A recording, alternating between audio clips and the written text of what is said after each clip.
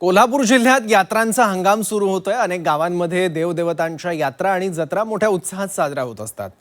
मात्र या यात्रांच्या उत्साहावर LPG गॅस तुटवड्याचं सावट दिसून येतोय।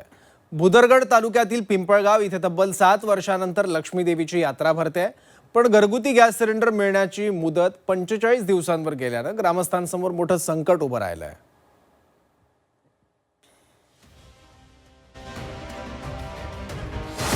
गॅस तुटवड्याचा गावातील यात्रांवर परिणाम। लाकूड फाटा सरपणाला वापरण्यावरही बंधनं। मुंबई पुण्यातून येणारे गावकरी हवालदिल। ग्रामीण महाराष्ट्रात जत्रा यात्रांचा हंगाम सुरू आहे। गॅस तुटवड्याचा ग्रामीण भागातील जत्रा यात्रांनाही फटका बसतोय।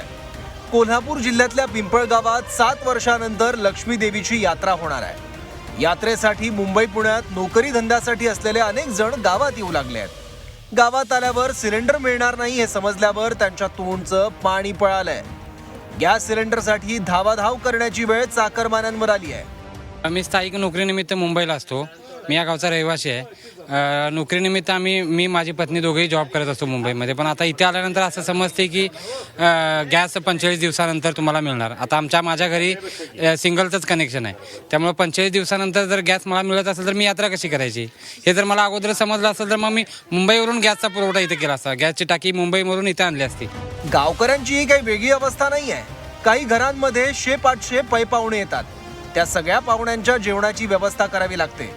एवढ्या संख्येने येणाऱ्या पाहुण्यांचं चुलीवर जेवण कसं करायचं असा यक्ष प्रश्न महिलांना पडलाय। आता 7 वर्षानं लक्ष्मी होणार आहे, त्याच्यामुळे हजारभर लोक घरात येणार। त्यावेळेस चुलीवरती एवढ्या लोकांचं जेवण आम्ही करू शकणार नाही आणि पाहुण्यांची गैरसोय होणार। गॅस सिलेंडर मिळण्याची शक्यता मावळली आहे। अशा परिस्थितीत सरपणासाठी लाकूड फाट्याचा वापर करावा तर वन विभागाचा कायदा आडवा येतोय। त्यामुळे जत्रा यात्रा असलेल्या गावकऱ्यांची मोठी कोंडी झाली आहे। चुली आपण पेटवू शकत नाही, कारण जंगलामध्ये आता लाकड तोडीला बंदी आहे शासनाकडून।